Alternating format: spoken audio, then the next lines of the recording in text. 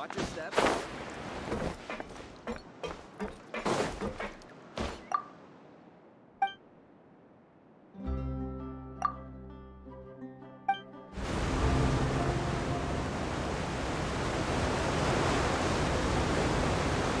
Welcome to the Navia line. I am Elfan. The boat will be departing imminently. Please do not stick your head, hands, or other body parts outside the boat. The Aquabus operator is not responsible for any accidents or injuries resulting from doing so. Also, please remember to buy the Steambird, though I don't read it myself. The destination of the current tour is Erinias. Points of interest worth visiting include the Fountain of Lucine and the Opera Epiclese. If you look to the left in the direction we are currently traveling, you will see the famous Fontaine Research Institute up in the sky. An experiment gone wrong turned a new sightseeing opportunity. A wondrous thing.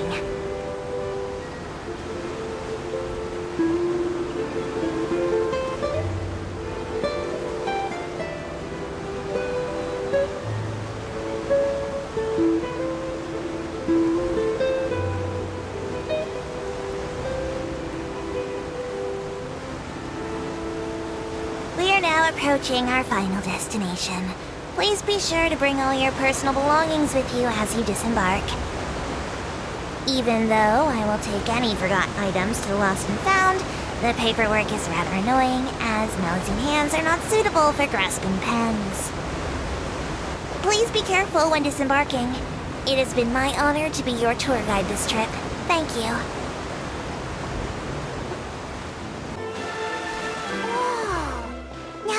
This is fancy! The Opera Epiclese. What a place to hold a performance! No wonder Linny and Lynette were looking forward to it. Huh. Looks like there's a lot of people standing around the fountain up ahead. Oh, Archon, please bless us with a bright and healthy child. We pray. I don't know why you always feel the need to ask so much. I'll be happy as long as our child is healthy and lives a peaceful life. I guess if they're our kid, then there's no doubt they'll turn out smart. Maybe this is one of the customs in Fontaine. There sure are a lot of couples here. Vache. What's wrong? Vache. Vache. No, Paimon didn't say anything. Are you hearing things? Welcome to the Fountain of Lucine. All the water flowing through Fontaine converges here. It's customary for newlyweds to come here and wish for children. Ah! Lynette! You scared Paimon! When did you get here? Lenny asked me to wait here for you, remember? Right. What do you mean? There are a lot of people here right now. Hey, you're not trying to scare Paimon, are you? Besides, it's the middle of the day. It's not the time for eerie things. I see. I might be able to tell you something that could help explain the voice you heard. In fact, you might not be imagining things at all. I suspect that what you heard is a result of your hypersensitivity to the hydro element. Others in my family have had similar experiences. It's because of her sensitivity to the hydro element? But what would hearing a voice have to do with elemental power? When do you cry, Paimon? Wait, what? What does that have to do with anything? Just answer me. When do you cry?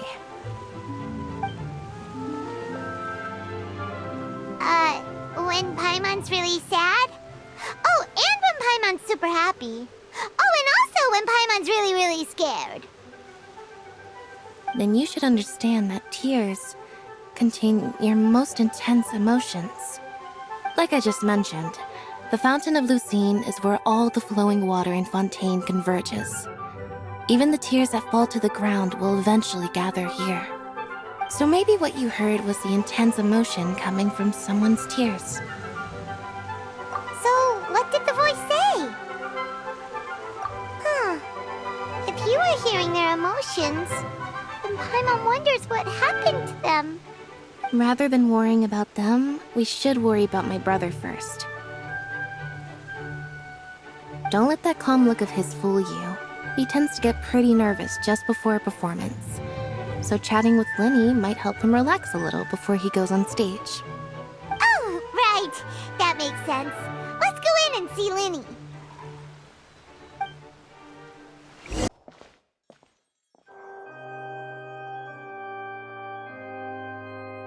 Traveler and Paimon, good to see you. I knew you two would come. Are you kidding? We wouldn't miss it for the world. We've been looking forward to it. I can tell, judging by how early you've arrived. But you're actually right on time. The audience still hasn't started entering the venue yet, which means now is the perfect chance for us to take you to the best seats in the house. Wait just a moment. I'll fetch the tickets.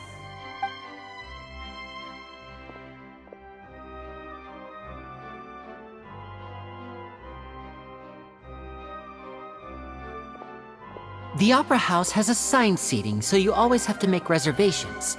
I've already reserved your seats, and here are your tickets. Ooh, front row seats! Thanks, Linny!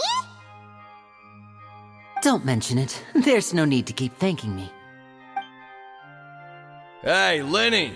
Could you come over here and take a look at this? Oh, I'll be right there. Seems there's an issue with the stage props over there. That's Cal, my assistant, calling me. Yeah, we'll just go to our seats. You go ahead, Linny.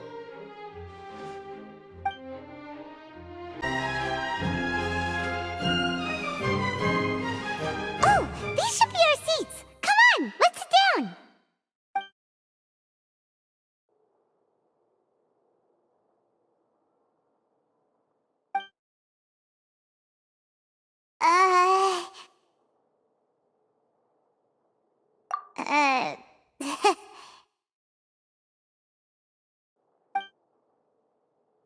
Hey, Traveler.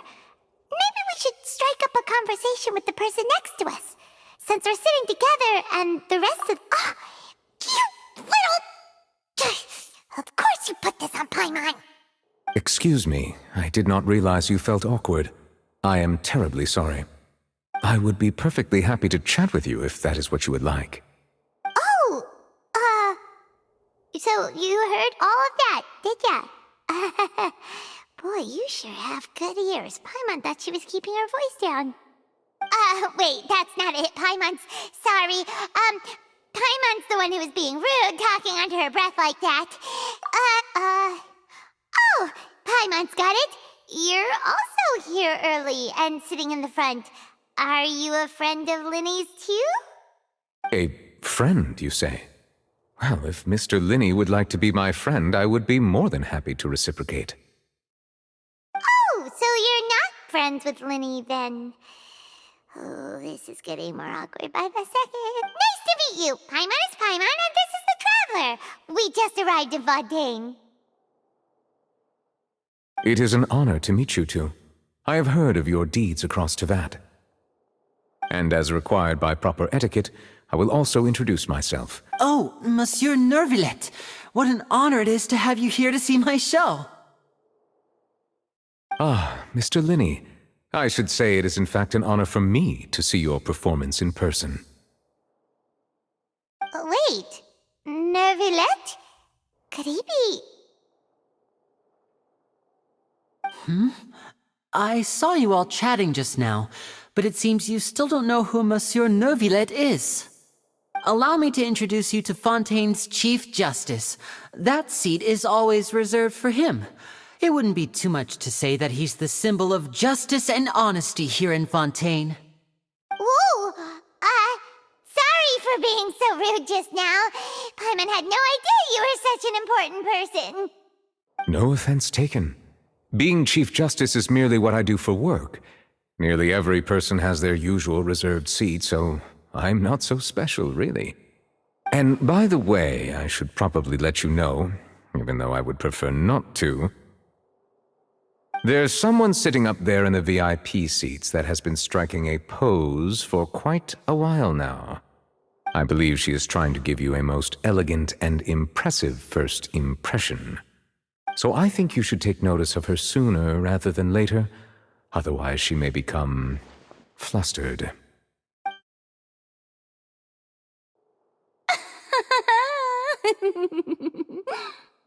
Huh? Oh, it's Farina, the Hydro Archon. Huh. She sure has a smug and satisfied look on her face. Guess she has no idea that you saw right through her act. Very good. That is for the best. No need to pay her any more attention. We may now enjoy the show. Huh? So is this what things are like between the Chief Justice and the Hydro Archon? All right, please wait just a moment longer. I've pretty much finished my preparations, and the performance will start as soon as the audience has made their way to their seats. Yay! The show's finally about to start! Paimon can hardly wait! Paimon's never seen a real live magic show before!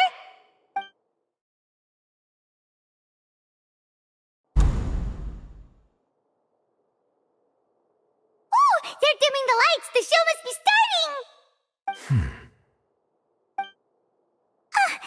Sorry. Welcome, one and all, to the Opera Epiclese. I am the star of today's show, Linny. And over here is my sister, Lynette, who will be working as my wonderful assistant. Please, let's give her a warm welcome. Hello, everyone. I know she may seem to be a little sleepy right now, but that's just a sign that she's nervous. Whatever. Now, some of you may be thinking, two vision holders who can freely manipulate elemental powers performing magic is not true magic at all. So, I would like to take a moment to assure you that elemental powers will have nothing to do with what you will witness on the stage today.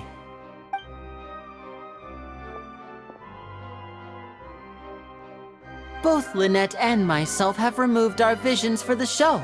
That way, even the gods won't be able to help us. Oh, good point. That's what makes the show real magic. Now, without further ado, let the show begin. Lynette will now exit the stage to make some preparations. I know you might miss her, but don't worry. She'll be coming right back on stage momentarily. Perhaps in an unexpected way. I'm sure she'll be stealing the spotlight soon enough. Oh, and before I forget, there's one more thing I should say. You never know what can happen in the blink of an eye. A magician's greatest skill is making things disappear or appear. The possibilities are endless.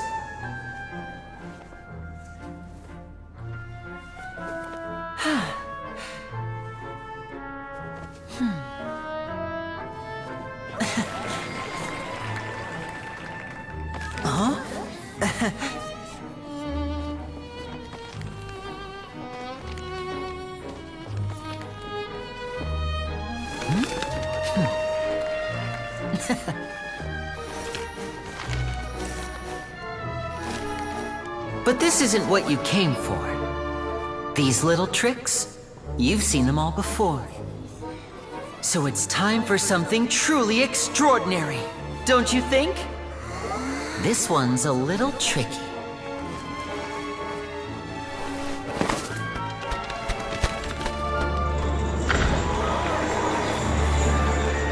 Using this water tank, I shall make my sister vanish completely, right before your very eyes.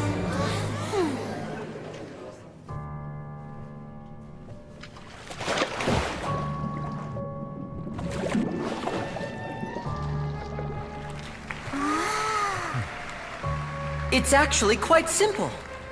She'll just turn into air bubbles and float right out of the top.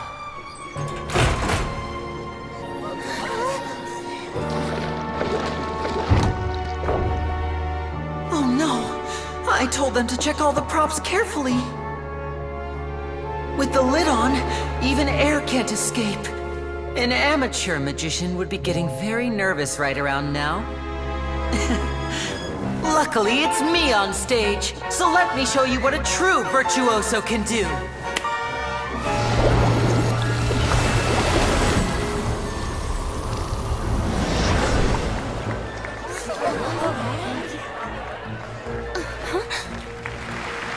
Lynette, are you still there?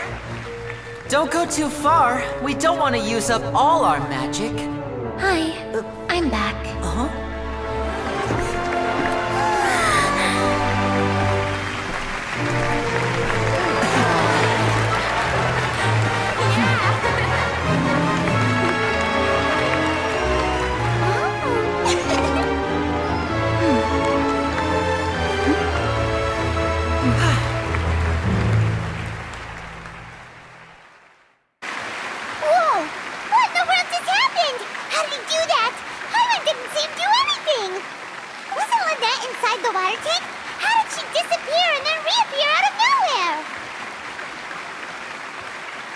If we could see easily through his tricks, then that would mean that his skills are still lacking. To appreciate magic, you should focus on the show happening on stage, rather than getting caught up in trying to see that which has been intentionally hidden. Guess you're right. Paimon couldn't believe her eyes when Lynette reappeared. Amazing! Thank you everyone. I'm glad you enjoyed that performance. But our magical journey has only just begun. I've prepared even more astonishing surprises for everyone here. The magic of transformation and disappearance can go far beyond what you've just seen. I'm sure many of you are thinking that escaping the water tank was impressive enough, but Lynette is still my assistant after all. In which case, I have ample time to make all necessary preparations. So, for my next trick, I will require the participation of one lucky audience member. Please, if my assistants could bring out the magical boxes now. There are 2 boxes, and only 2 boxes. One is here, and one is there in the aisle among the audience. I'm sure many of our clever audience members have already guessed our next magic trick. A swap! Our lucky audience member and I will each enter a magic box. After 1 minute, we will each emerge from the opposite box. Now please, everyone pay very close attention to the box you see here. Don't give me any chance to make a move. Wow! How's he gonna do this? Hey, do you think this is all magic tricks, or does Lenny have actual superpowers? The lucky audience member will be generated by this random number selector. It selects numbers entirely at random. Even I don't know who will be chosen to participate. Now then, let's begin. Let me see. Oh, congratulations! Please, come forward. My assistant... I'm sorry, it might be a little cramped inside, but no need to feel nervous. We've carefully arranged everything for you to be as comfortable as possible. You don't need to do anything, but no matter what strange things may happen, don't come out of the box. If the magic is interrupted, who knows where you might end up? You might even find yourself in the Fortress of Meropide. Oh, okay. All right. Before I enter the magic box, there is one more thing I need to ask the audience to do. Could you all give me a countdown? Like this. 60, 59, 58. Just keep counting down. You can go a little faster or slower if you like. I won't be able to see anything in the pitch-black box, so I'll be relying on your voices to know when time is up. Oh, and no tricks now. If you quickly count from 60 in just 30 seconds, then I'll be in a tough spot. Ooh! Paimon kinda wants to count faster after hearing him say that! No, that won't do. I can see it in your eyes. You still can't be trusted. Let's practice together. Come on, repeat after me. 60, 59, 58. 60, 59, 58! That's right, perfect. Keep it going. All right, I'll see you all on the other side once you've finished counting. 54, 53, 52? Huh? Why aren't you counting, Nervalet? I am counting in my head. I think things are exciting enough in here as it is. Merely a consequence of my identity and personality. Do not worry about me. Just enjoy the show. Oh, all right. You look so serious that Paimon thought you might be feeling uncomfortable or something. 40, 39, 38! Mr. Linney, are you all right in there? Is everything ready? Yes, I'm fine. I'm just double-checking the direction of the magic. It would be a disaster if we get sent to the wrong places. For example, mid-air right above the audience. Even though he's saying that, Lenny doesn't seem nervous at all.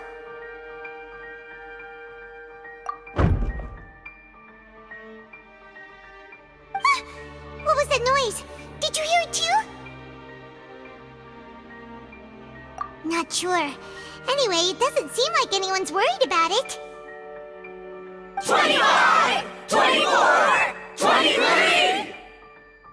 What's wrong, Mr. Linney? I can still hear you moving in there. I seem to have accidentally knocked over a decoration. I'm trying to fix it, but it's pitch black in here. I can't tell left from right.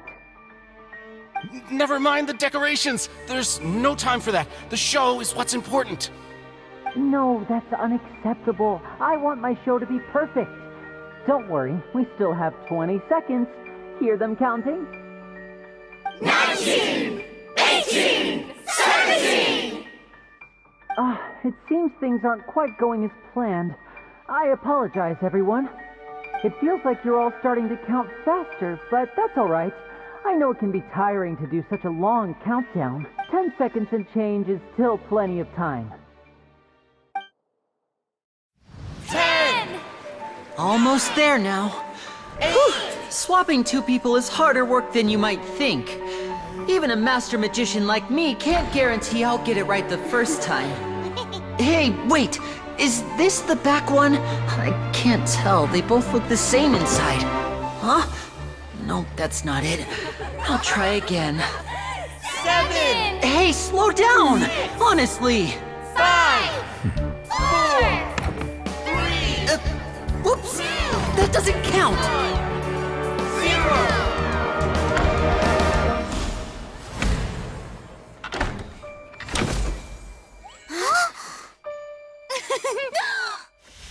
Ta-da!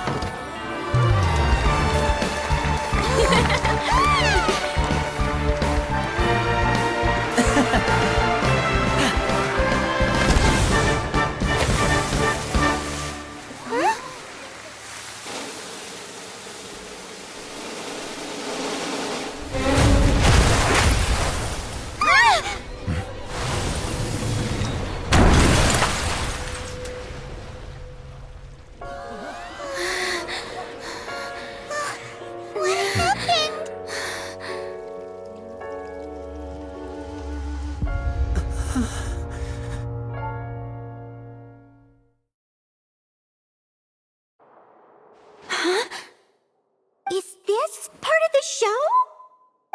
Mr. Linney, you're going to use magic to fix the stage now, right? What happened? Oh no, maybe this isn't part of the show. The girl was still in that box, right? This performance is over.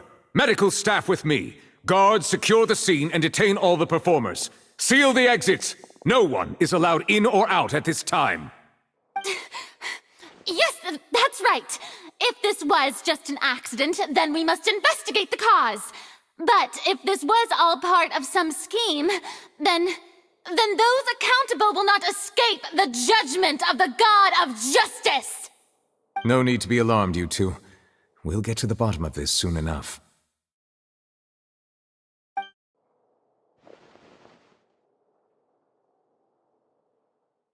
Unfortunately, the person who is in the magic box has been pronounced dead. His name was Cowell, one of the assistants in Linny's magic troupe. Apparently, the fireworks on stage ignited the ropes that were suspending the water tank, which then caused the tank to fall onto the stage. As of now, we are still not sure why we found Cowell in the box, rather than the guest from the audience. And after an initial search of the area, the guards have confirmed that the girl is nowhere to be found. It appears that this incident was not merely some mishap with the performance. And there are many indications that it is connected with the case of the serial disappearances of young women. The serial disappearances case? That's the case that Charlotte mentioned before! I know the truth. I can see through the whole thing. Really, using such a shallow and obvious mystery as his finale, did he really underestimate us that badly? I say that our powerful magician, Mr. Linny, is now the prime suspect for the serial disappearances case. Huh? Why me? This whole thing was an accident. No, this all occurred during your magic show, did it not? The missing girl disappeared after being chosen, did she not? The deceased is one of your assistants, is he not? Now that I think about it, that whole speech about magicians making things disappear was nothing more than a provocation, a bald-faced challenge. That can't be right! How could Linny do this? He was in the box on the stage the entire time! We can even hear his voice! Besides, before the show, he told us that he would like to catch the criminal behind the disappearances! He couldn't possibly mean catching himself! Save discussion for a later time, please. Lady Farina, may I assume that your comments just now constitute an accusation against Mr. Linny and his associates, and that you are pressing charges? Huh? I just think that he... Well, I think it might be a little early to talk about formally pressing charges. But what Lady Farina said just now makes perfect sense. Looks like she's gonna personally deliver justice. A kidnapping and murder carried out under the cover of a magic show. Lady Farina said it all. I mean, of course, my dear people. But what excites me even more than the obvious truth before our eyes is the opponent I'll be facing. That's right. I mean you, Traveler. You'll support Linny, won't you? After... Then there's no problem at all. You know, the Traveler and I already had a duel the first time we met. But with Linny's help, our little duel ended in a draw. But draws really are the most boring possible outcome. So, no more draws. Between the two of us, there must be a clear winner and loser. And what better place to hold such a riveting showdown and decide the true victor than here, on the... It wasn't a draw. She obviously lost last time. I understand. Charges have now been pressed, and as such, a trial is in order. Well, Traveler, seems Lady Farina has set you in her sights.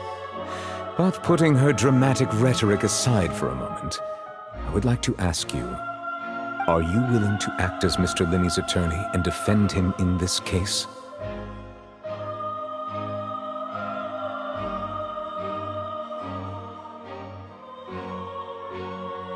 Very well. The trial will be held a day from now in the Opera House. Both sides may investigate the scene to build their cases and search for the truth. Linny and his troupe are all potential suspects and shall remain within the Opera House. The audience may begin to leave in an orderly fashion once they have been cleared by the guards. A day isn't that long. Let's see what kind of case this big-shot Outlander can build in such a short amount of time. I'm really really quite looking forward to hearing it.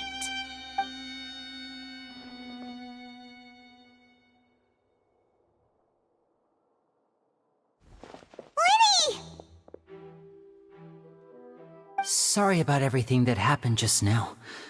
Were you frightened? Of course! Who wouldn't be scared after witnessing an accident like that? Yeah, I'm a little shaken up myself. How could this happen? And poor Cal. I know you already claimed that you would defend me, but now it's just us talking. Tell me, do you think I could possibly be the murderer?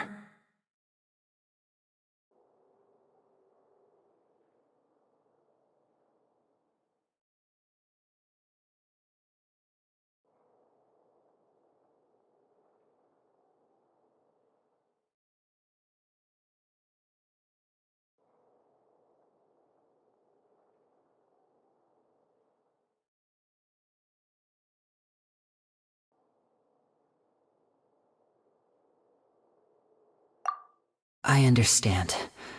Even I'm not sure what happened, so I can only imagine how difficult it is for you to grasp the situation. I'm sure everyone sees me as the biggest suspect at this point.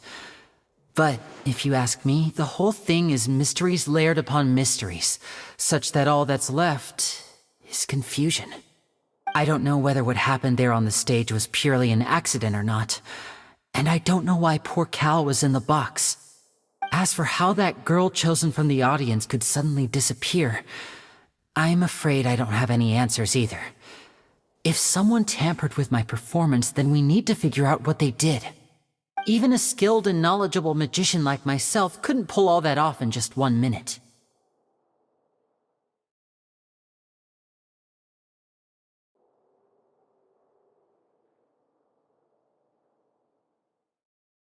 Which is precisely why we need to investigate! As this book says, the impossible could not have happened. Whatever happened must have been that which is possible.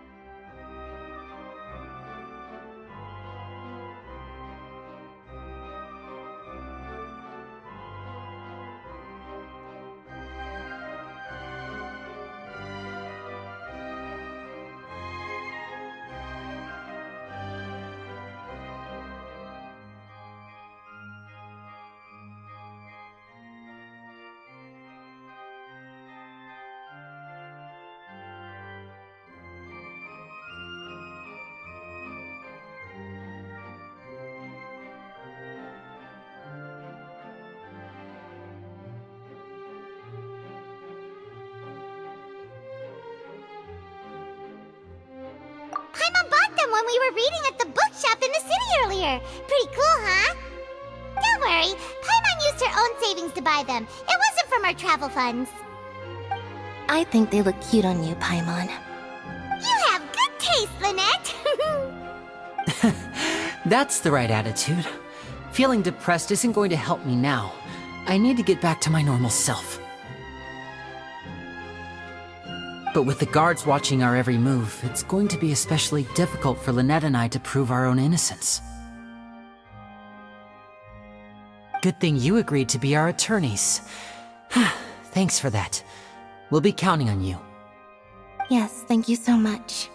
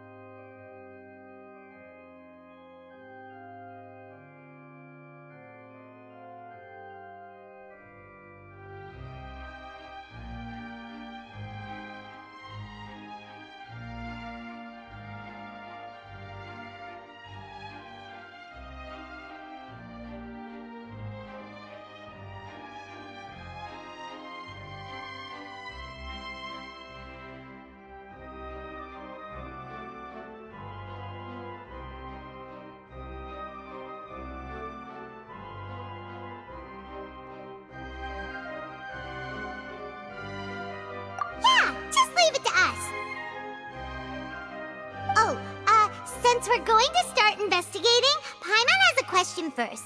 Where did Lynette go during the performance? Ah, well, I'm afraid that would involve some of our essential trade secrets as magicians. The secrets behind our magic are past saving, Linny. I suppose you're right. The truth behind our tricks is going to be important evidence that will be weighted during the trial. 'Tis truly a pity. As a magician, our magic show is a work of art.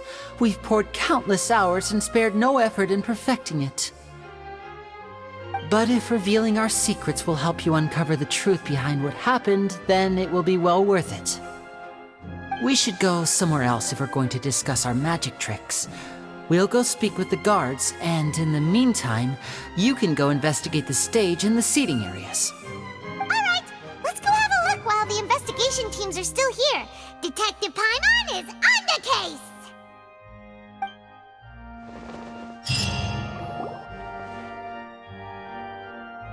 Hello, officer. How's the investigation going? I see. You must be the traveler that Lady Farina mentioned. Listen, I'll be perfectly honest with you. I'd avoid getting mixed. Huh? What do you mean? Come with me and you'll see. The deceased is one of Linny's assistants, named Cowell. Even though he hadn't joined the troupe long, he was hard work. The assistants are usually in charge of setting up and inspecting the props. As you probably saw when you were in the audience, the water tank suddenly fell and smashed the box with Cowell inside it. This is the real mystery. We've already searched the scene and were unable to find any traces of the girl. However, if you look carefully, the box was positioned directly under the water tank. The ropes holding the tank were then burned by the pyrotechnics on stage, causing them. All these factors lining up so perfectly makes it hard to see this as a mere accident. If anything, the more logical explanation is that the whole incident was intentionally planned, and Linny is the most likely person to have access to all these areas. But he doesn't have a motive! Are you both good friends of his? Well, you can't say. So in just a short time, I know there's no such. I've seen a lot of cases. Sorry, I tend to be pretty straightforward. Just know. Anyway, you may investigate the scene of the crime yourselves if you're curious. Who knows, maybe you'll be able to come up with some new evidence.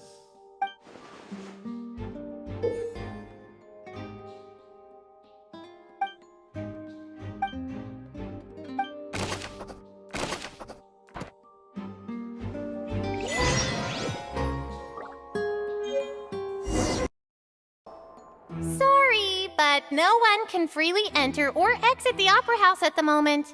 If you wish to leave, you must register your identity with us first. No, we're not leaving! We're representing Linny and Lynette as attorneys, so we're investigating the case. Were you always guarding this entrance?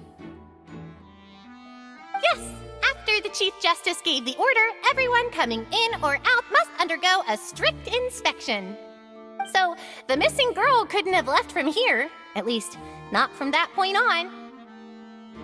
I doubt there was much opportunity then, either. How can you be so sure, Well, because I was in charge of security near the entrance at that time. I couldn't see Linny's performance from here, which was quite a shame. Just my luck. But still, I did not abandon my post, and I stayed put no matter how loud the applause was. If someone had so much as even approached the door, I would have noticed it, let alone if they had tried to leave. We Melazines are good at that sort of thing, you know. So, it's safe to say the girl couldn't have left through here. Alright, thank you for your help. This'll be useful info.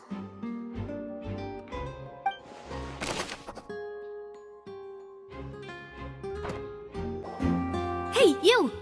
Yes, both of you! Over here! I've been keeping an eye on you for a while now. Huh? You mean us? That's right. If I'm not mistaken, you're also among those who wish to cut down the thorns and pursue the truth. No? And by the looks of it, you're not from Fontaine. Well, you're right on the more about that one, but who are you? Have you never heard of the Spina di Rosula? From mediating disputes and providing protection to solving conundrums, you name it, Spina di Rosula does it. And I, Navia, have the honor of being its renowned president. Though those who play by our rules call me boss. I'm Silver, her attendant. Pleased to meet you. And I'm Melus. Demoiselle's various daily needs and affairs are under my purview. Huh? Boss? Demoiselle? What gives with the names? Well, I am the second generation president. Melus and the others are still used to my previous title. My apologies, Demoiselle. Should you prefer, boss, I will endeavor to use that instead. No need. You don't have to call me boss. Just Navia is fine. Okay, if you say so. Not that we're members of Spina di Rosula anyway. All merely trifling details. Never mind. Now, back to the situation at hand. That's right. I've always kept an eye on the serial disappearance cases. My interest stems from a matter back from my father's time. Judging from the look of things, I find Linny an unlikely mastermind. Really? We think so too! That's why we're looking for clues now. But how did you come to that conclusion? Intuition, naturally. My unparalleled intuition. Farina sure was quick to point the finger at Linny without any decisive evidence whatsoever, wasn't she? But that's not uncommon for her. If you remember, the Justice had to interrupt her and ask if she was pressing charges just to keep her from getting carried away. Anyway, a trial begins the moment someone levels charges. And, of course, there was no way Farina was going to back down in that situation. Sounds more like you just don't trust the Hydro Archon. Well, what's your opinion? I must admit that she can be interesting at times, but liking her doesn't mean that I'll blindly agree with her. All right, I've answered your question. Now, it's time you answer mine. Wait a minute, did that answer count? Well, I say it does. But don't worry, you won't hear any pointless questions from me. In your opinion, do you think it's right to treat a trial like it's an opera? Well? And why would that be?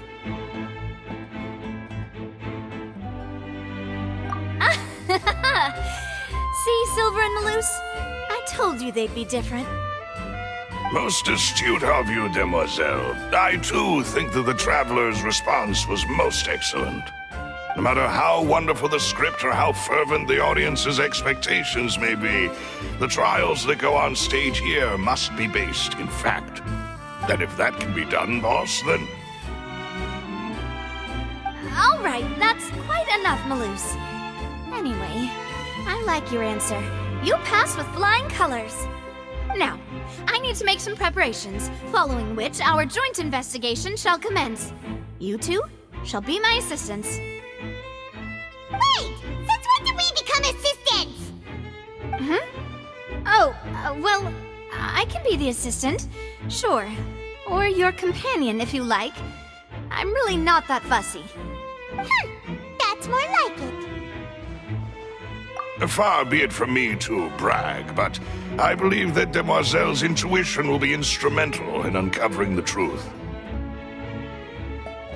You wish to save a friend from false accusations, and we wish to unravel the disappearances. In this sense, our goals are aligned. You have a point. You're quite the talker, aren't you, mister? And what about you over there? What do you think? You seem like you've got something on your mind. I have nothing to add. Oh, alrighty then. We'll be making some preparations first. Just be sure to let us know if they start revealing Linny's tricks. Thanks! Lenny's still talking to the guards. It seems he'll have a lot of explaining to do. I think someone will be assigned to monitor us later, but that's alright.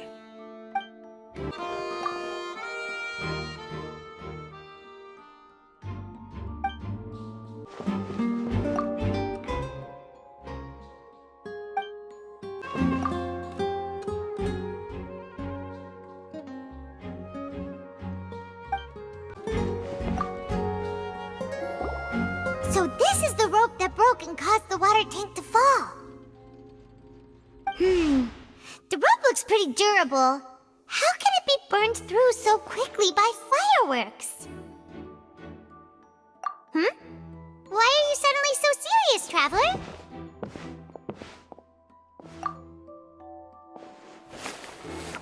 Whoa. Look!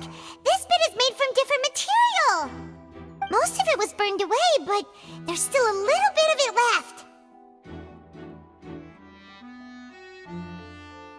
Huh. So if a rope meant to hold something was made with that kind of material in it, then that means... Wait! Why don't you write all this down? Let's take notes!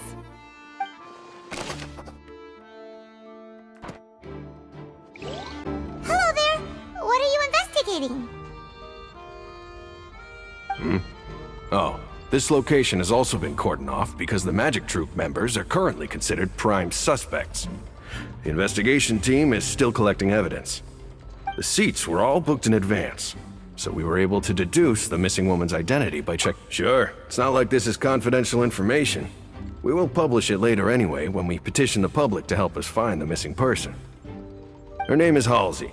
She's a painter from Fontaine who's made a bit of a name for herself. Apparently, she wasn't a regular at the Opera House, but she'd been feeling some pressure with her work lately, which made her decide to come see the magic show. The Magic Troop members all claim not to know her. We have looked into her social connections. It seems that she has no personal grievances or conflicts of interest with the suspects. Simply put, she wasn't related to the Magic Troop at all, which matches the features of the previous serial disappearances. Were the victims of previous cases also chosen at random? That's how it seems to us, in any case. Apart from the fact that they were all young women of around the same age range, there really weren't any other connections between them. Okay then. No need to be so formal. If you do happen to see the missing girl, please be sure to contact us. It is of utmost importance that we get to the bottom of these disappearances.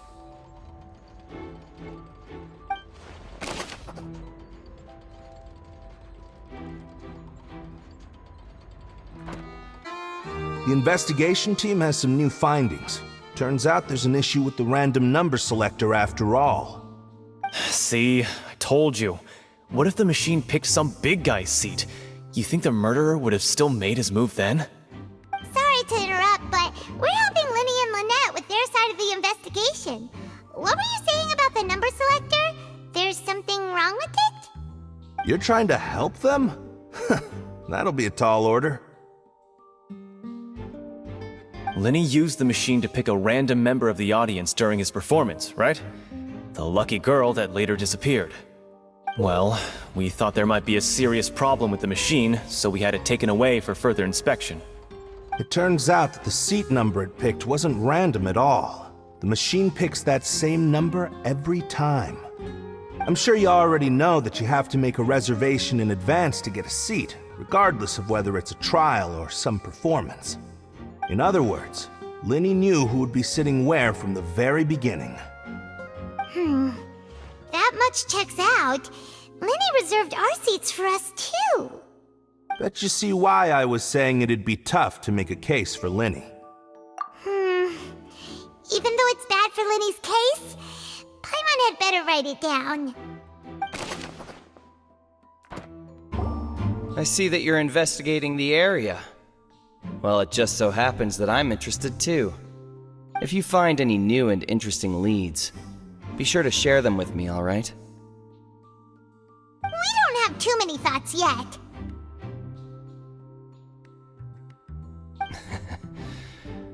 Then why don't I tell you my hypothesis first? The way I see it, it all started with that loud thud. The thud? Oh, you mean the sound that happened during the countdown? Yes, exactly. It wasn't terribly loud, but I suspect that most people heard it. It's just that everyone was awaiting the results of Linny's trick with bated breath, so no one paid it much mind. But now that the incident has happened, the thud has become an important clue. That makes sense. I'm of the opinion that it may have been the sound of Linny's accomplice, Lynette perhaps, jumping atop the water, and when the pyrotechnics went off, she cut the rope, sending the water tank crashing down. Wait, wasn't the noise we heard too loud for that? Perhaps the balance wasn't right, leading to a particularly rough landing. Oh, that's true. I suppose I must reconsider. That does remind Paimon, though. What was with that sound? Understood. Then I will be going with you. Just so you're aware, I will be monitoring your actions and making notes as necessary. Very good. Thanks for being so agreeable. I'd pull a rose out of my hat as a gift for you if I could. You may spare the pleasantries. I'm just doing my job. You've arrived. Who's this? Me? I'm Spina di Rosula's guardian angel. If you've got a problem, I've got the firepower. Sorry, I got a little carried away there. Call me Navia. I'm a partner of theirs, and will be helping investigate this whole situation. And these are my companions. Would you mind if they join as well? Fine by me. Oh, new helpers? I would be most grateful. Well, let's just say we're tagging along. It's not every day you get to see the secrets behind magic performed on such a large scale. I appreciate your kind interest. Come with me. We'll be heading below stage.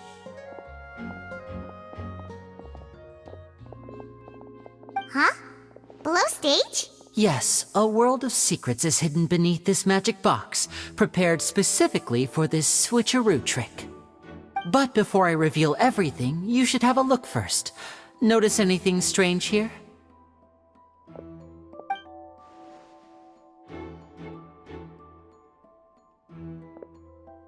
I'm not trying to be dramatic. Remembering the details of a trick will help you understand the methods used to perform it more easily.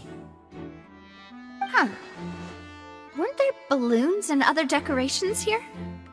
Where did all that go? Ah, good eye. That said, you're still far from discovering the answer. The back? You mean the inside of the door? What's different about it? Paimon didn't notice anything. Very good indeed. I thought you might not be able to catch that, given that you were sitting in the first row. The back of this door was patterned. Those patterns are now gone, replaced by a smooth wooden board. So, if you put 2 and 2 together, what do you get? Exactly. All right, let's go. I'll tell you how it works as we head down.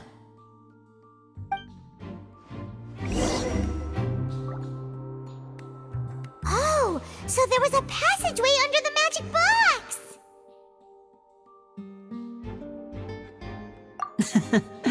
I knew you'd figure out most of it as soon as you saw this place. The 2 magic boxes are positioned right above the 2 entrances of the tunnel. See this flatbed trolley? The box with the lucky audience member in it would be shuttled over to the other side using the trolley. This trolley can raise and lower and even rotate, ensuring that the box will face in the right direction. I see.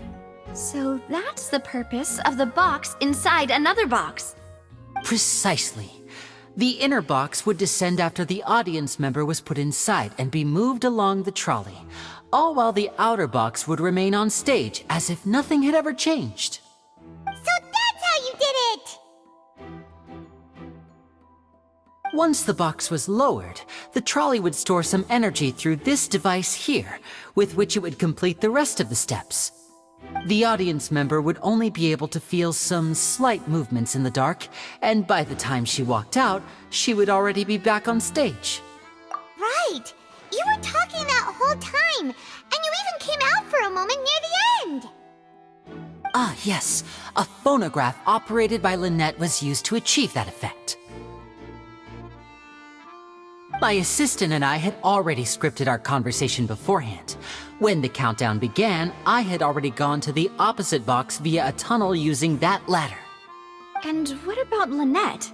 Where was she? I was in the mezzanine space in the back of the box. Oh, interesting! That's how we were able to coordinate Linny's lines with the assistant. And, by the way, I was the one who walked out of the box at the end. I mean, we are twins. All it takes is a change of clothes and no one can tell who's who. And that's my favorite part of this trick. Only Lynette and I can perform it. So that's how it all worked! Wow! Every detail you revealed was— Lynette would briefly walk out of the box and then go back in, jumping into the tunnel and escaping before the box on the trolley could finish ascending. And then I walk out of the other box in the audience area, and the trick would be complete. The operative word here being would. But as you saw, Cal was in the box, not our audience member. She, on the other hand, mysteriously vanished. We really don't know how that happened. If not for that interlude, this would have been an astonishing trick. I probably never would have figured out how you pulled it off. And yet, to think that someone was able to use this magic trick to commit a crime. Could we have a look around? I think we can come up with some more leads. This is the scene of the crime, so Linny and Lynette are not permitted to stay here. I'll escort them back up. Yes, of course. No need to be so strict now. I won't disappear into thin air, you know. Thanks, everyone. We're counting on you.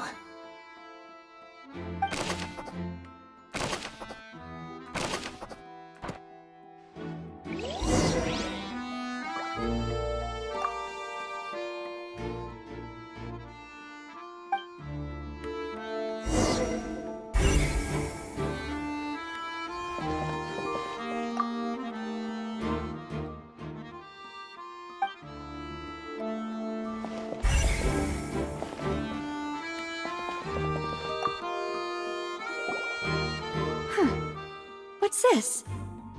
Looks like a hook tied to the end of a rope. Huh? There's all kinds of odds in it. Perhaps it was a prop for a different trick. But why would it have been left here? Whatever it is, let's make a note of it first.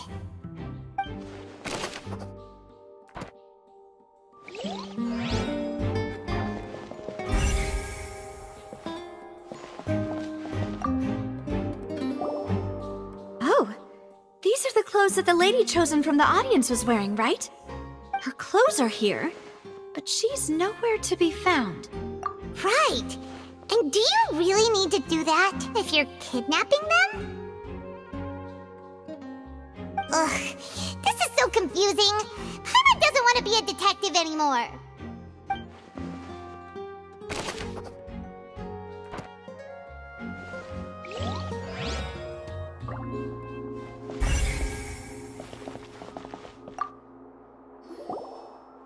The floor is wet. Please be careful not to slip. Speaking of which, why? Oh! Paimon knows! It's one of those tricks where you pour water into a jug and then flip the jug over only for the water to disappear? And here's a broken vase! Huh. Did the trolley knock it down while moving? That can't be. The trolley moves along tracks from start to finish. It couldn't have hit the vase. Let's note this down too and think about it later.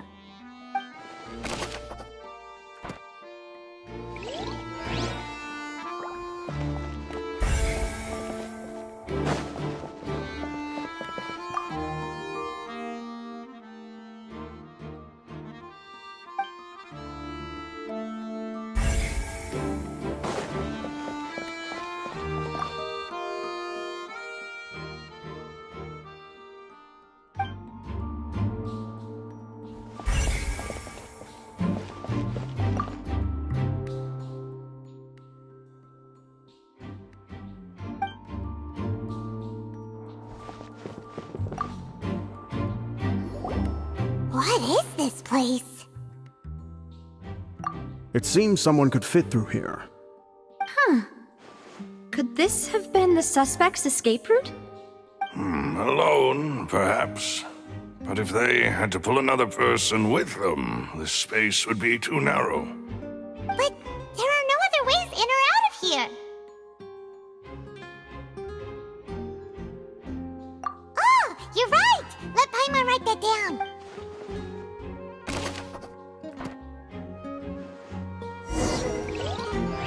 Seems we're just about done investigating down here.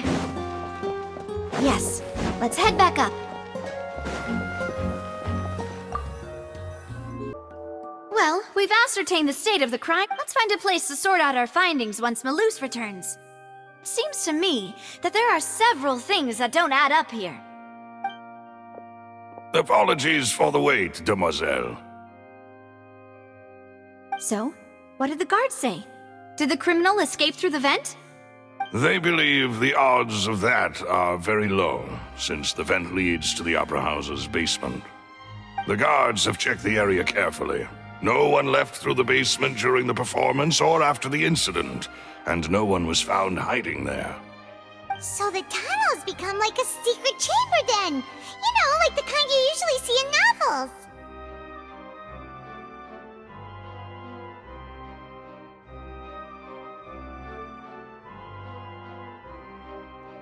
The plot thickens. Halsey's disappearance and Cowell's death are both quite inexplicable. No wonder Farina was so confident in her accusation. All the current evidence points toward Linny and Lynette. In other words, the charges are very likely to be upheld unless we make some considerable progress. Charges and then trial. So if the charges are upheld, they'll announce a sentence? That's right. This is how a trial goes in the Opera House. During the proceedings, the Chief Justice and the Oratrice will hear statements from both sides. That's right. This is how indemnitium is produced. The statements from both sides, the defenses from attorneys, witness testimonies, and even the audience's emotions will all be projected on the Oratrice. To put it simply, it's as if the Oratrice has its own will, and is a judge in its own right. This also precludes any kind of favoritism on the part of the Chief Justice. Not that this has ever happened anyway. Once both sides have finished speaking, the Chief Justice will make his final decision. This, too, will be used by the Oratrice as a reference. Then, finally, the Oratrice will be consulted by officials. The result it returns is the will of justice itself. Huh? So that machine is the one that actually decides? Paimon thought Neuvillette called the shots. In practice, there is very little difference. Both have always come to the same judgment, which is why people have great faith in the Chief Justice. Ah, yes, the guards also asked me to convey that none of us will be allowed to leave this place before the trial. Huh? Why? Because we've chosen to act as the twins' proxies. That makes us persons related to the case. They're concerned that we might be colluding with outside parties, or that we might find outside help to disrupt the case. And even if that were not so, it could prove problematic if we happen to spread key information about the case ahead of time. I'm ready to break out at any time. Whoa, whoa! There's no need for that! Paimon thinks they have a point! That said, are they providing food? Of course. I just hope you don't mind the lack of options. I'm afraid that catering to all tastes is not in the cards, nor is any guarantee of balanced nutrition. In that case, let's just sort out our findings together here. Pity. I was hoping to take you to try some of Fontaine's famous desserts, too. I mean, what better way to properly think through our findings than over some tea and sweets? Huh. Breaking out suddenly doesn't seem like such a bad idea after all. Just kidding! Just kidding! Paimon will still do her best, even if there are no snacks. What do you mean, no snacks? Of course we'll have snacks. If we cannot buy some, then we'll simply make some. Huh? Here? But how? Understood, Demoiselle. Everyone, please come with me.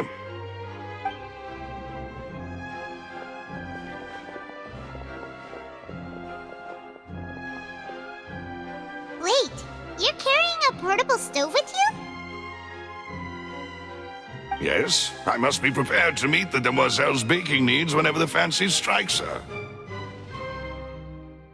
I have eggs, sugar, and almonds at the ready. Good work, you two. Then I'll get to it. Please sit tight for a moment. You'll get to taste my awesome snacks soon enough. These three are quite the interesting group.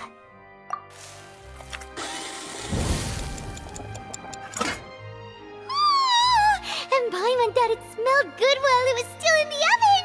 Oh, it's even better now. Paimon can't stop drooling. From the way you had these two guys carrying all that stuff around, Paimon thought you'd have them do more during the baking process. But you ended up doing the entire thing by yourself! Beating the egg whites, grinding almonds, everything! I was applauding.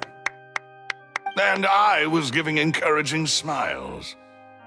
Paimon was just thinking, aren't you worried about getting your fancy dress dirty, beating egg whites and baking like this? Well, I don't think it's carved in stone anywhere that fancy ladies can only read books, sip tea, ride horses, and play the piano. I just really enjoy making... Don't underestimate beating egg whites, by the way. It's a real arm workout. You also need to beat them to just the right consistency, or your macarons will crack. Anyway, give these a try, fresh out of the oven. There's 3 for each of us. Only 3? Well, eating too many sweet treats might send all that sugar to your head. You wouldn't be able to think clearly about the case on a sugar rush, would you? Tea is ready to be served as well. This is Demoiselle's favorite, strong black tea with no need for concern. I'm mere... All right then, down to business. As Paimon mentioned previously, the tunnel seems to be something of a secret chamber. However, we can assume that Linny and Lynette were not alone within it. Some criminal also occupied its sealed confines. The magician twins could have committed the crimes, of course, but they lack any logical motive. Exactly!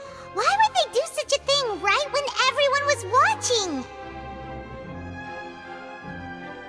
The flower vase and the thud we heard during the performance could indicate some altercation between Halsey and the criminal in the tunnel, resulting in the shattering of the vase, the discarding of her clothes, and her abduction. Perhaps the criminal thought that since she was chosen from the crowd, she would be too easy to identify if she was still wearing the same clothes. Paimon thinks that makes sense, but the real trouble is...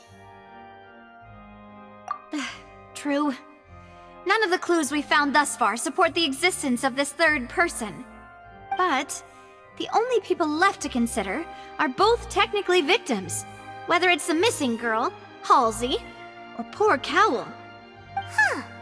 Could Halsey have secretly made modifications to the magic props in order to murder Cowl before making her escape? That's right. And even if she had tampered with the setup, she would need to understand the entire trick to pull it off. Nor does she have any motive. The guard said that she has never had any dealings with the Magic Troop's members. Were we not thorough enough in our search? From the sound of things, this is turning into an impossible case. Your macarons are amazing though, Navia. They smell great! They're nice and crisp and super sweet! They are my specialty after all. And I see you've already had 5 of them. What? 5? Oh, that can't be right. Paimon only counted 3, honest! Please don't worry about it. At my age, a few less sweets might actually be a good thing. No! Being greedy is one thing, but Paimon knows how to count. Besides, Paimon knows that But if she ate too many, then others wouldn't have enough. Wait, even you don't believe Paimon? If Paimon ate those 2 extra macarons, then may they turn into stone in her stomach! All right, we get it. Well, I suppose one of us might have gotten too engrossed in our chat and eaten them by mistake. No big deal. Malus, set up the stove again if you would. Huh? What are you doing? Making sure everyone gets 3 macarons, of course. Exactly. We don't want to trouble you. As you wish, demoiselle. And I have the egg, sugar, and almonds. Well, this really...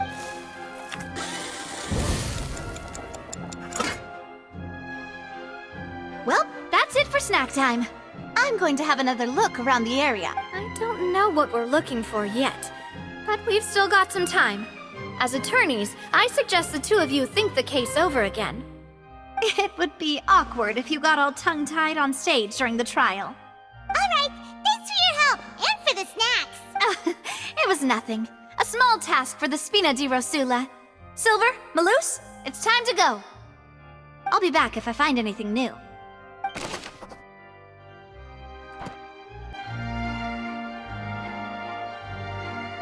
What do we do? The whole situation is so confusing. Good plan. Impossible things don't just happen. Look into the... Just relax. Even if everyone else suspects Lenny and Lynette, at least we will be supporting them from the stands. Besides, I doubt Farina understands any more about what happened than we do. Thanks, Navia. Well, we'll be going then. Best of luck to you.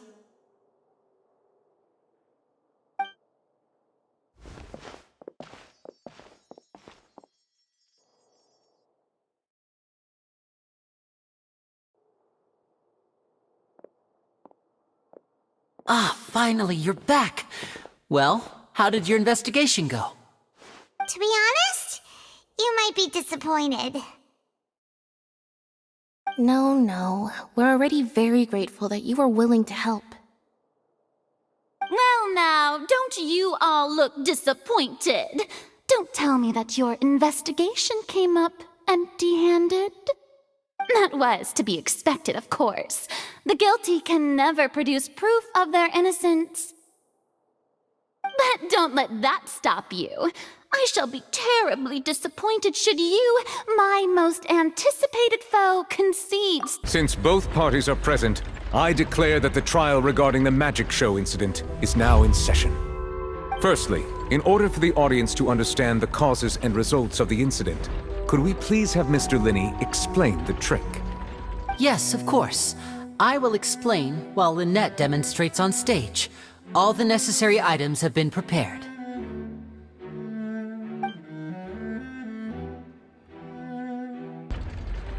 Thank you, Mr. Linney. In that case, I take your statement to be that you ran to and remained hidden within the magic box in the audience stands once the trick began, and thus could not have committed the crime. Is this correct? Yes, that's correct, Your Honor. In that case, I call upon the prosecution. Lady Farina, do you wish to refute his statement in any way? Why, of course I do. Allow me to take the first shot and break this case wide open. Mr. Linney is clearly lying. There is no way you could have been in the box the whole time if you were to abduct Halsey and murder Cowell. In fact, I'd say you were hardly in that tunnel at all. That is simply your hypothesis based on the presumption that I'm guilty. Oh, is that so? And if I may ask, what did you hear while you were inside your box? The roaring countdown of the crowd, of course. That's how I kept track of the time and built anticipation for the finale. And you didn't hear anything else at all? Nothing that might leave an impression of any kind? No, nothing. I see.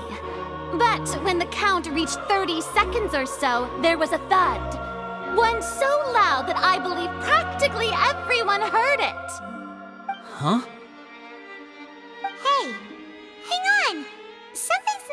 here.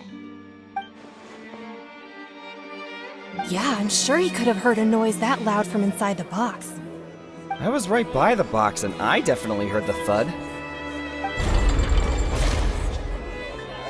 Look at those scales. Could those mean... Well then, ladies and gentlemen, allow me to use the words of the magician himself. You never know what can happen in the blink of an eye. Indeed, it seems his alibi can also collapse in the blink of an eye.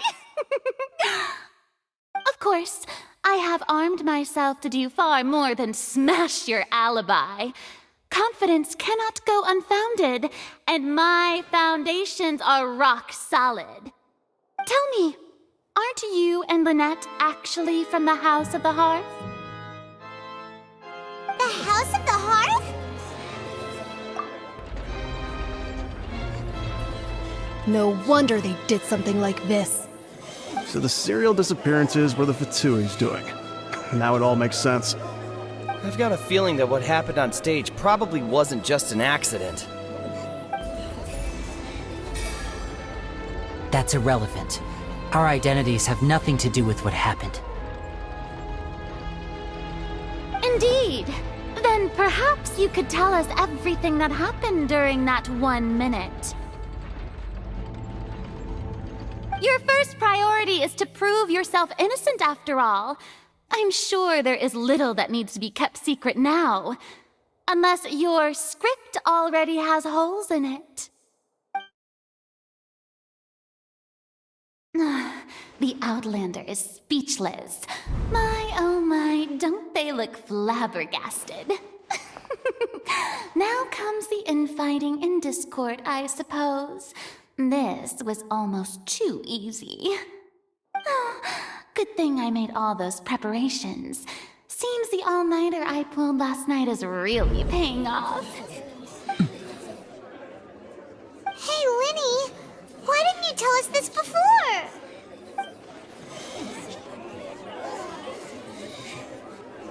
Order! Order! Mr. Linney, allow me to re-establish the facts. Lady Farina has raised 2 points. First, when the thud was heard in the Opera House, you were neither in the box nor the tunnel. Second, you and Ms. Lynette are both members of the House of the Hearth. Are these claims true?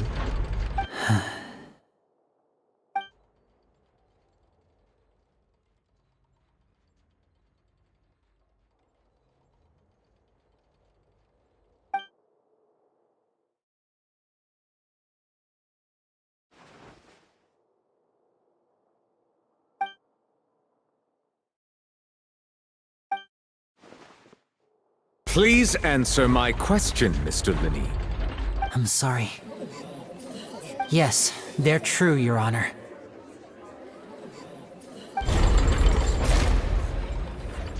I knew it! Well, that's it. We might as well move on to the sentencing already. What should we do now? Granted.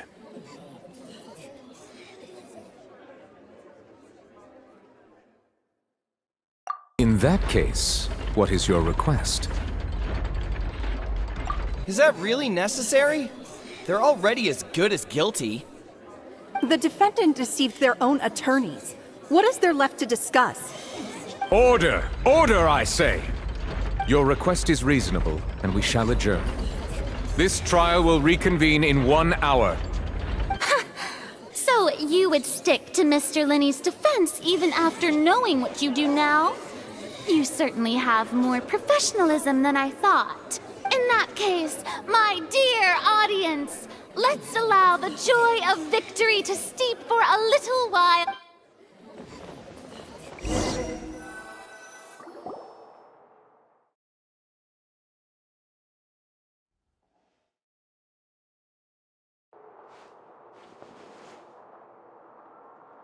Well, this is awkward. I didn't think the Hydro Archon would dig all that up. I'm sorry, Traveler and Paimon. Yeah, sorry. Paimon doesn't know where to start. We trusted you two. We based our entire reasoning on the assumption that you weren't bad guys. Not to set the wrong tone or anything, but Paimon's really mad! I'm very sorry. I know you're angry, and reasonably so, but please, let me explain.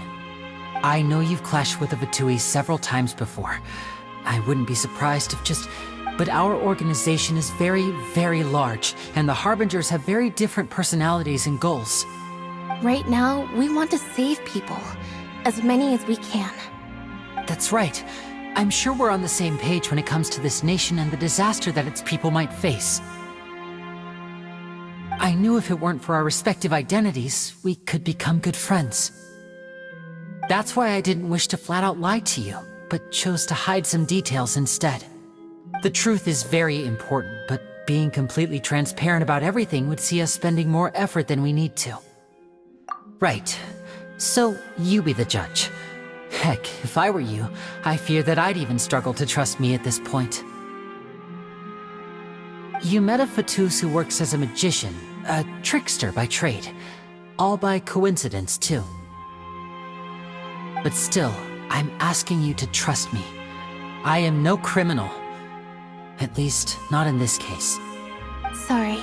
Please forgive us. Well, you both say that, but... Right, let's hear your answer first, and no lies now! Of course. I'll answer any question you ask. We've been trying to find out how the Oratrice operates. We want to know why it has a consciousness. Why can it deliver sentences accurately?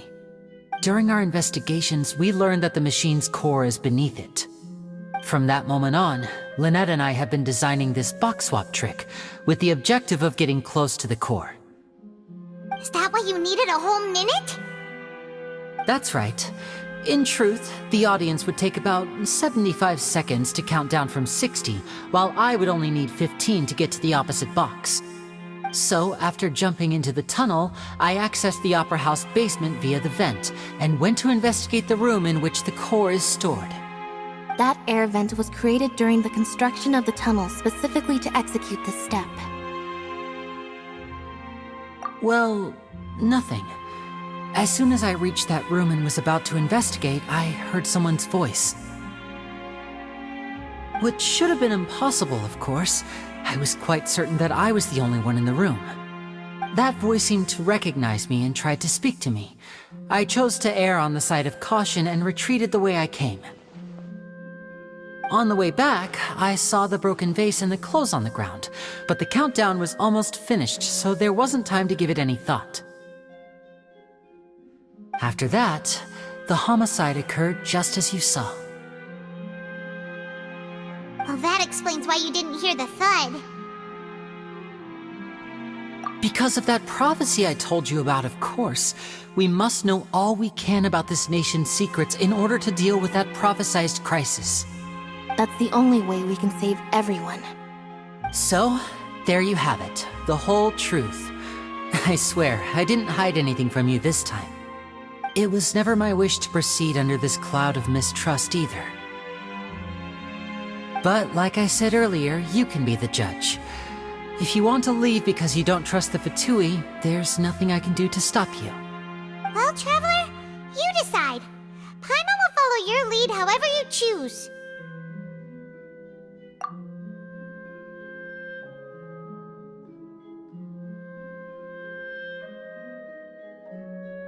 Okay.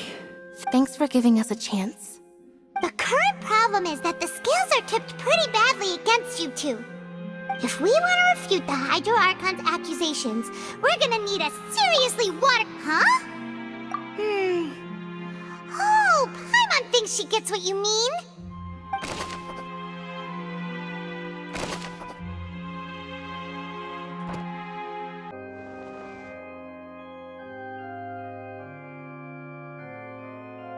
Both parties have returned to their positions. Let us continue the trial.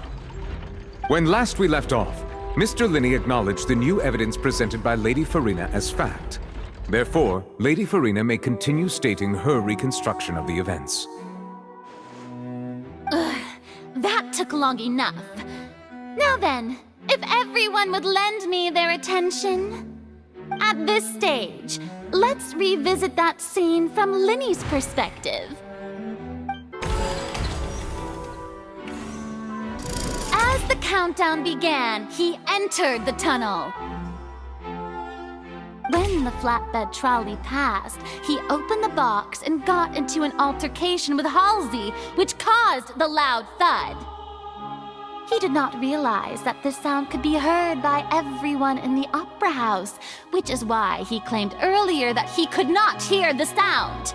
Finally, he used the vase to knock her out, before making her change clothes to prevent others from recognizing her. At this time, Cowell arrived in the tunnel, having heard that strange noise, and caught Linny red-handed. So Linny proceeded to knock him out too before stuffing him into that box. Afterward, Linny passed the unconscious Halsey to his accomplice through the magic box in the audience stands, before operating the devices such that... And there you have it. That's the truth behind what happened. Does the defendant's side have any objections to Lady Farina's description of the events? The key to refuting Lady Farina is the order of events. What Linny experienced and what he saw.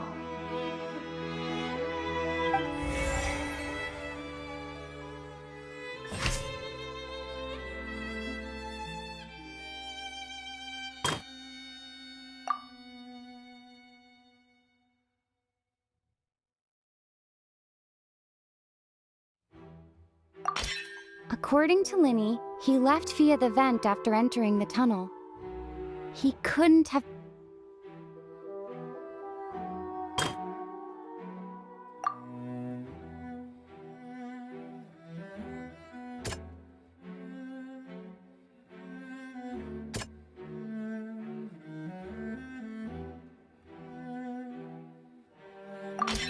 Linny went to the room that contains the Oratrice's core.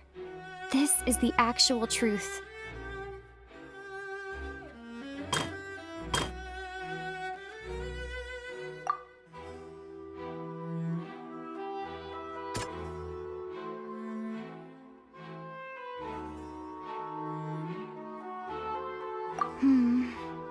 Seems this...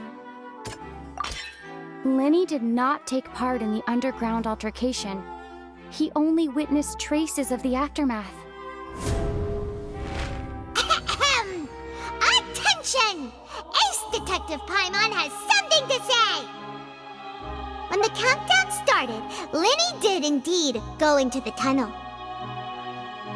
But he immediately used a vent to access the Opera House basement, which is where the underground core of the Oratrice is stored. Once he reached that area, he heard a voice in what should have been an empty room.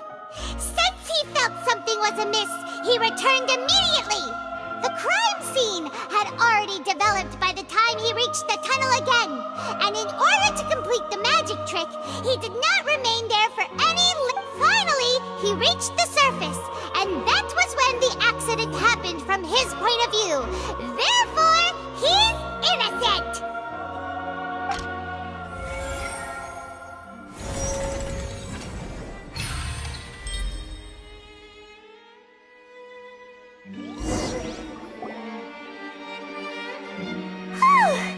Paimon did it!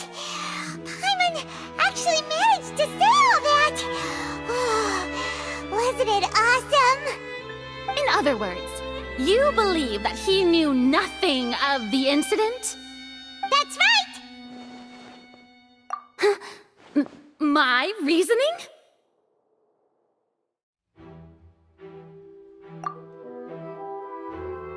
If that's the case, then if Cowell hadn't entered the tunnel, who was the entire setup meant to kill?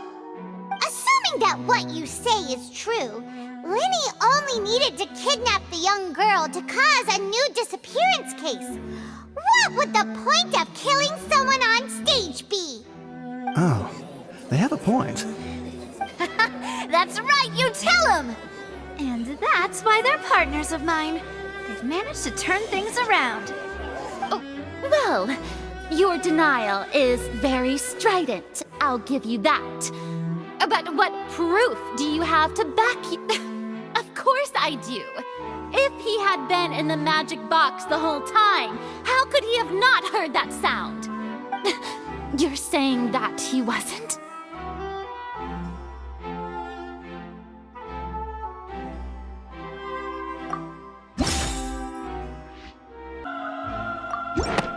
That's right! Lenny wasn't in the box or in the tunnel. That's why he didn't hear anything strange during the performance. This means that when the crime happened, Lenny had already entered the basement via the vent. The same clue you used to disprove his alibi has now become the best proof! How do you like that? Well played. To think you'd use such logic. Well then, if it wasn't Lenny who committed the crimes, then who was it?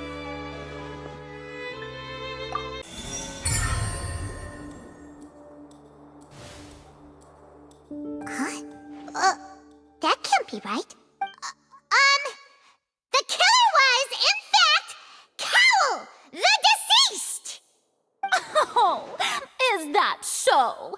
How interesting! Let's hear your reasoning then. What I must do next is recreate the truth. What Cowell did, and how he went from would-be perpetrator to victim.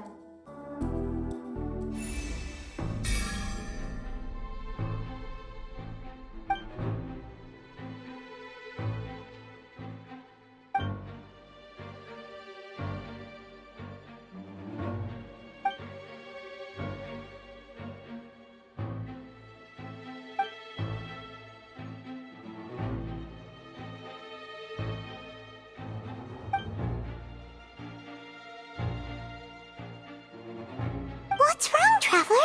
Are you still having trouble figuring things out?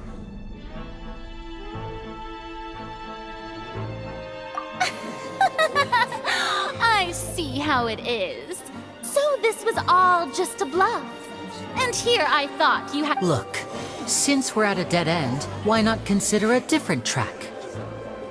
Just like the trick as it transpired, the end result must have been utterly different from the magician's initial design. If only we knew how Halsey disappeared. Well, that would be nice, but the tunnel only has 3 exits, and none of them seem very likely. And it's not like this is a magic trick where you can just make a real live person disappear. You know, like you did from that water tank, Lynette. Excuse my interruption, dear opponents, but do you not see that the crowd is growing impatient? There is no greater sin in this opera house than an awkward delay in the performance.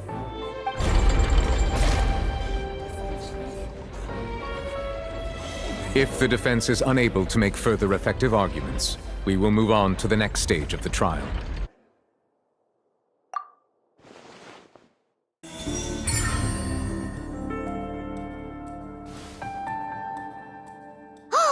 Paimon gets it!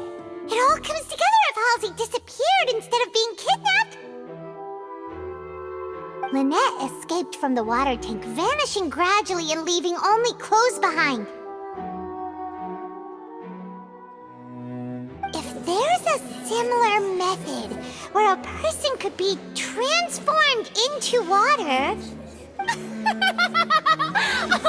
Just a moment, please. I do hope you know how preposterous you sound at the moment. How could a person ever be transformed into water? This is reality we're talking about here, not some magic trick. Must we really? I should think that of anyone. Your friend Linny already knows this truth very well. Magic tricks are ultimately just illusions and misdirection. But Halsey's disappearance is very real. We're talking about 2 completely different things. Even so, I trust the Traveler's judgment. The truth must be out there somewhere. Perhaps some new line of reasoning may open if we try to gather all the focal points that don't make sense. Since Cal was the deceased, we haven't placed much attention on him. But given that we aren't making much progress with the case, it wouldn't hurt to have a look at his belongings, would it? People really do come up with all sorts of harebrained schemes when at the end of their rope. The way I see it, your suggestion that we broaden the scope of our investigation is nothing but a tactic for stalling the trial. Nevertheless, I believe that this is a reasonable request on the part of an attorney. Since the trial does indeed appear to be at an impasse, I believe that additional evidence may help us make more progress. Guards, please step into the lounge and examine the personal effects of the deceased Cowell.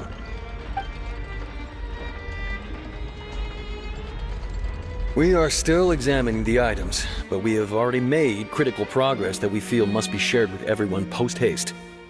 We discovered several test tubes of fluid within Cowell's baggage, each labeled separately.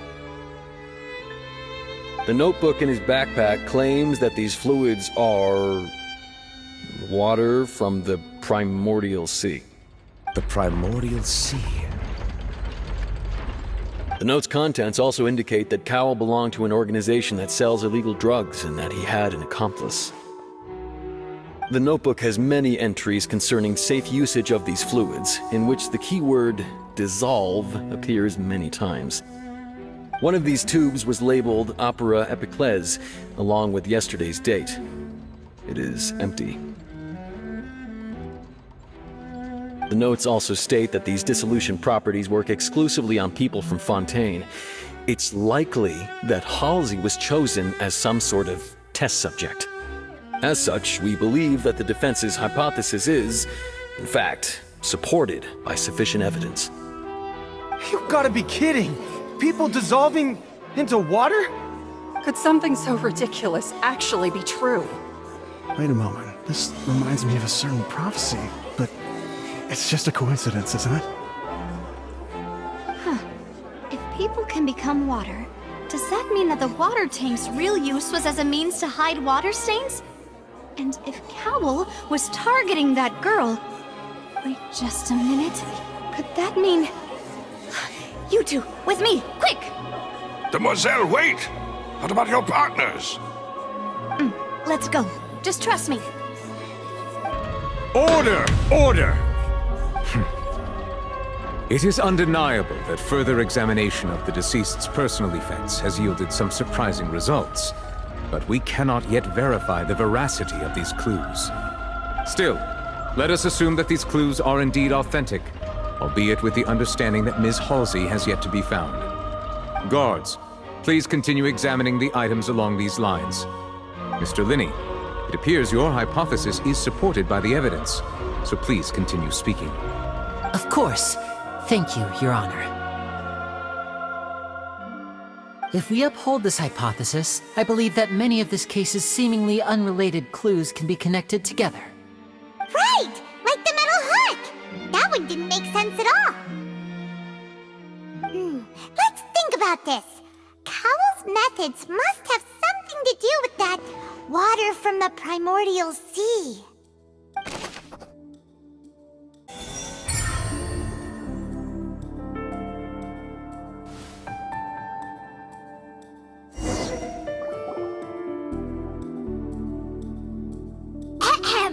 It's Ace Detective Paimon's time to shine again! In the original plan, Cowell would tamper with the water tank rope and the number selector securing his target. When the magic box containing Halsey was lowered, the metal hook would retract gradually and pierce the balloon at the top of the box. When the balloon attached to the box popped, the water from the primordial seed inside it would pour down and dissolve Halsey. Afterward, Cowell would enter the tunnel and break the flower vase to conceal the water inside the tunnel, with the remaining evidence being covered up by the water tank on stage. But he encountered something unexpected in the tunnel and wound up being fatally hit by the same water tank he meant to use to cover his tracks. Huh. That does make sense. That actually links together a lot of the more confusing pieces of evidence.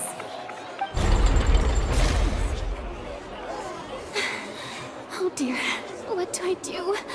Even I think they sound convincing now. Have I falsely accused an innocent person? What a humiliation. Now, it seems like the only point of contention remaining is the exact circumstances that led to Cal's death. His notes mentioned he had an accomplice who could be related to the situation. On that note, the guards have just contacted me indicating that they uncovered new evidence. I shall now invite him on stage to share it with us. Thank you, Your Honor. We were just inspecting the luggage of the other people involved in this case. And we found an identical sample of the water from the primordial sea among Linny's personal effects. What? That can't be. Oh, I see. Well, how wonderfully comedic to have your own counterattack only to come back and wound you. Does this not clear all doubt? My dear citizens, my loyal audience, allow me to present my reasoning and bring this performance to a swift close. Linny did not need to take part in the dissolution of the young woman at all. Indeed, he did leave the scene, having made modifications to the props beforehand. His accomplice Cowell then caused Halsey to vanish using the water from the... But upon his return, in cruel avarice, Linny desired... Ultimately, he knocked Cowell out, and the tool meant to cover the crime up also became a murder weapon. Now, as much as I regret having come to such a viciously straightforward Am I right, Miss? We've used up all the evidence we collected. There's no way for us to make a rebuttal. Is this the end of the road?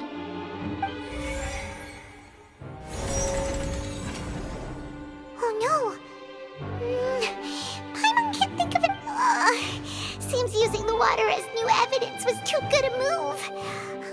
I think we've all seen enough now. And we have, I believe this is indeed the finale. Now then, my good, noble Chief Justice, should we not, in your view, Excuse me, everyone, but I must interject.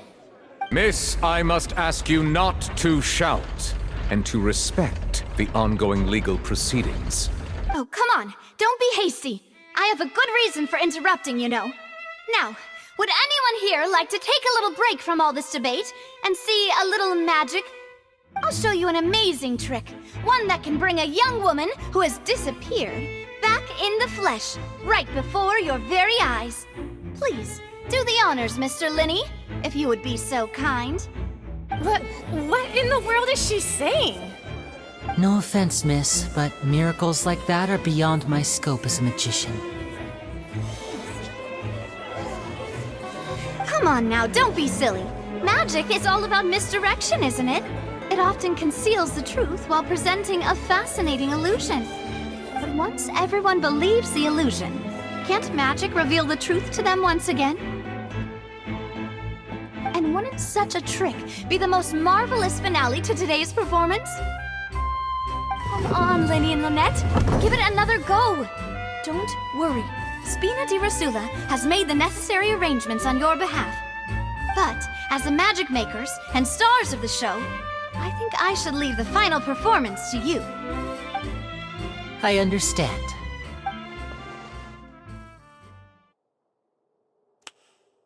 And voila!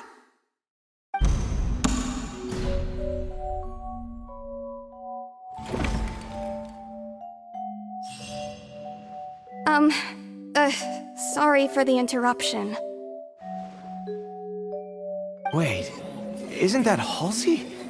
So the whole thing about people dissolving wasn't true after all? To be clear, I'm only here because this person told me that if I testified, the merit of doing so would lessen my sentence. I was hiding outside this room listening to the proceedings because I was afraid that I would be the one put on trial. I was just feeling happy that no one had noticed me, and then before I knew it, she caught me. That'll teach you to underestimate us three. Where should I begin? I'm sorry. I'm the one who killed Cowl. I admit it. What? Why? Firstly, my name isn't Halsey. It's Lillian, and I'm originally from Mondstadt. I heard that Linny's show was gonna be a real thriller, but I missed the chance to buy a ticket, so I stole one. That's how I make a living. I steal stuff here and there. And I'd never been caught before. But I was noticed at the harbor a few days ago, and I barely got away. Lenny was the one who caught me in the act. Hey! No wonder you look familiar! So you were the thief! Liddy even mentioned that you were pretty skilled! Well, and I thought that would have been the end of it, but then the number selector chose me. He even mentioned the Fortress of Meripede. That's a prison, isn't it? So you can imagine how shocked I was. I thought he was onto me for sure. So I played along with the show while looking for an opening to flee, but then I got water poured on me for no reason, and then someone jumped into the tunnel to nab me. I wasn't going to take that lying down, so I knocked him out and stuffed him into the box. There was nowhere to run from there, though, so I had to change my clothes and hide in a box containing performance costumes. I slipped out after the first guard arrived at the scene and continued hiding inside the opera house.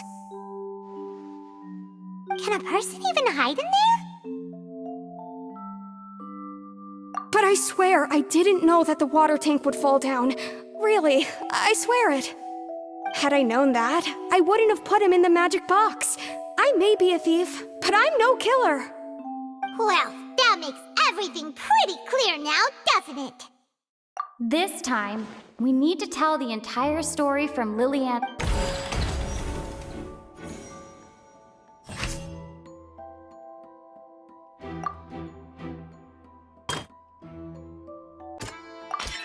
The strange sound wasn't from a fire.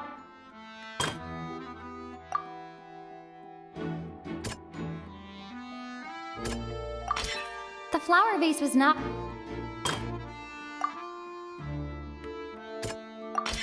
Lillian was a. And it's Ace Detective!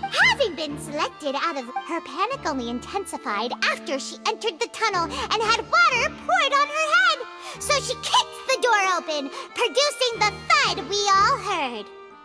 Hearing the commotion, Cowl leapt into the tunnel, only to discover that Lillian had not dissolved.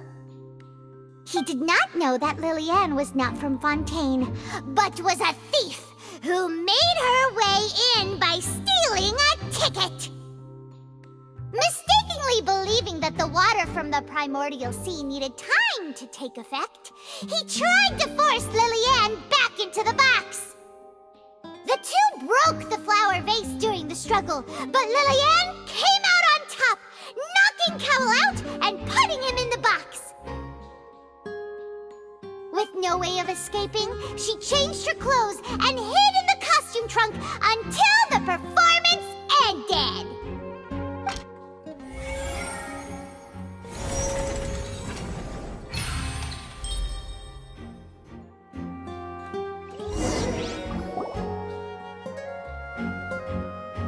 She knew that she would have to go through guard inspection if she tried to leave afterward, so she has been trapped in the opera house these last 2 days. She had already become desperately hungry by the time we were chatting over macarons. So, she swiped 2 of them right under our noses. Talk about a sneaky thief. At this point, all the events that happened in the tunnel have now come to light. Ah, so that's the whole story. Bravo! Now then, Lady Farina, do you wish to speak against the defense's statements? Please answer the question, Lady Farina. Also, if I may add, the trial has not yet ended. As such, I request that the prosecution not leave the room before the proceedings have concluded. What, are you reading my mind now? No, I have no further arguments. I admit defeat. But really, could you at least have left me with some dignity? Wow, look at that! She's like a... If there are no objections, then as the Chief Justice of Fontaine, I shall once again repeat the full sequence of events. The actual perpetrator of the serial disappearances, Cowell, selected his next victim from the audience reservation list. With some modifications to the selector, he could ensure that the pre-selected young woman would be chosen. To cover up any evidence while committing the deed, Cowell thought of allowing the water tank to fall, which would conceal the water left behind after the young woman was dissolved. He also tampered with the rope suspending the water tank, using the fireworks at the end of the performance to cause the tank to drop and hide the watermarks. He poured the water from the primordial sea into a balloon during the preparation of the magic box and stuck it to the box's lid. Finally, he passed the prepared hook on a rope through the gap in the magic box's door when bringing the young woman to said box. When the magic trick officially began, the box containing the woman was lowered into the tunnel, tightening the hook rope and bursting the balloon containing the water.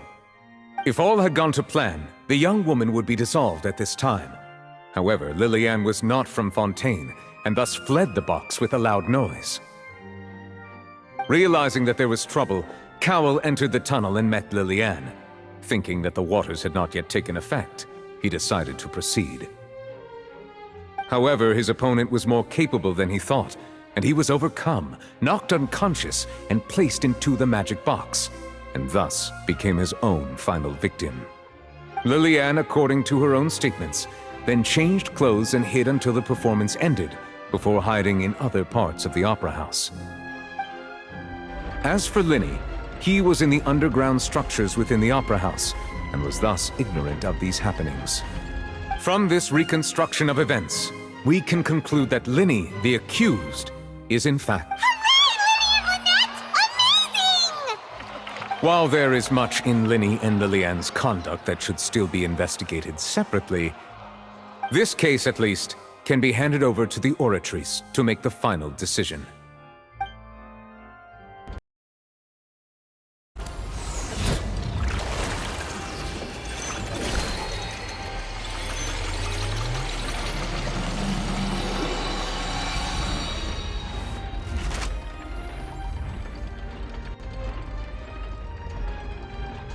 As such, Linny and Lynette are officially declared not guilty.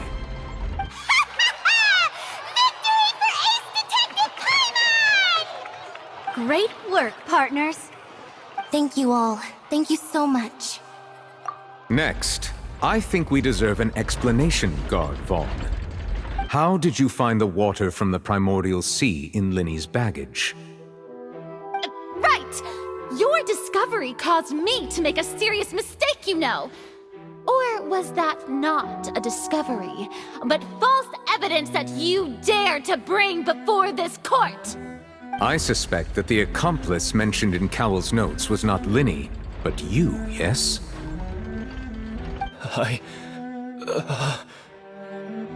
I'm sure you know what you must do to lessen your sentence.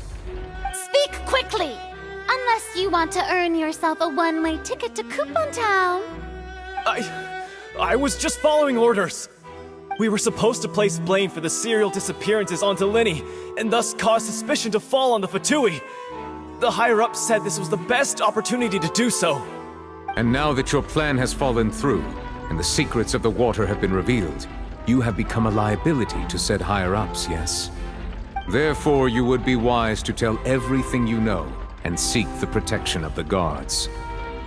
Yes, I'll tell you everything I know. Our boss discovered that the water can cause people to dissolve. It can also be made into a potion, which when extremely diluted, can cause people to experience unforgettable exhilaration. We've been in this business for a while now, and have made decent more off it. the disappearances were also the boss's idea. I mean, this is the boss we're talking about.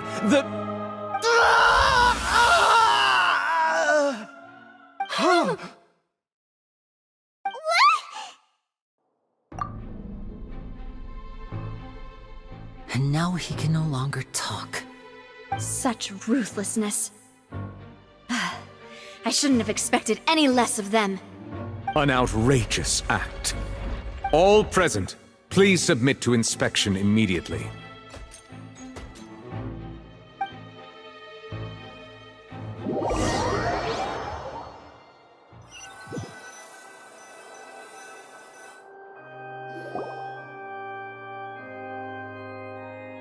So, we're just going back now? That's true, but... Traveler, Paimon! Please wait. Lenny... I know you may not want to speak to me right now. Maybe you don't even want to look at me. But still, let me thank you again for defending me to the end, even after you learned that I'm a member of the Fatui. I guess. But regardless, I'd like the opportunity to set things straight.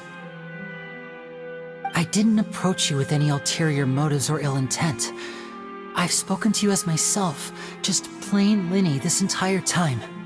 As for why I'm a Fatus, it's because the goals of the House of the Hearth align with those of an orphan like me. That's all. That was how Father, who you might know as the Knave, approached recruiting us back then too. The Knave? The one who controls the House of the Hearth? She's your father? That's right. And since we're here, I was wondering, would you mind hearing a story? It's about my past. Back when our parents first died, Lynette and I were left wandering the streets. To survive, I took to surreptitiously observing an older street performer who did magic. It took me several days to figure out how he pulled off his amazing tricks. I took my sister through several streets until we found a crowded corner, and we began to perform magic tricks there. To my surprise, we proved to be pretty popular, and we could at least stop worrying about where our next meal would come from for a time. But I didn't want my sister to remain a street rat together with me forever.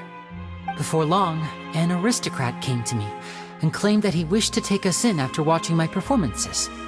So you went from orphans to nobility just like that? That was how we felt at first too. As if fate was on our side and we could say goodbye to those painful days. But I gradually discovered that while we were called foster children, he was really after my talent for magic tricks. He would constantly take me to all sorts of banquets to garner attention, which he would then use to expand his social circles.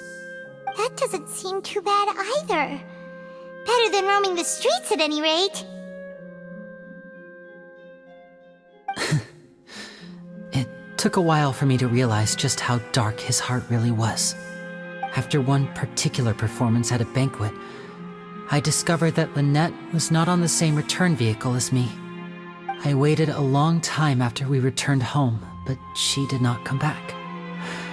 I went to that noble's bedroom and asked him about her whereabouts. The answer he gave me was, she caught the eye of the most eminent person at the banquet, so I sent her over as a gift.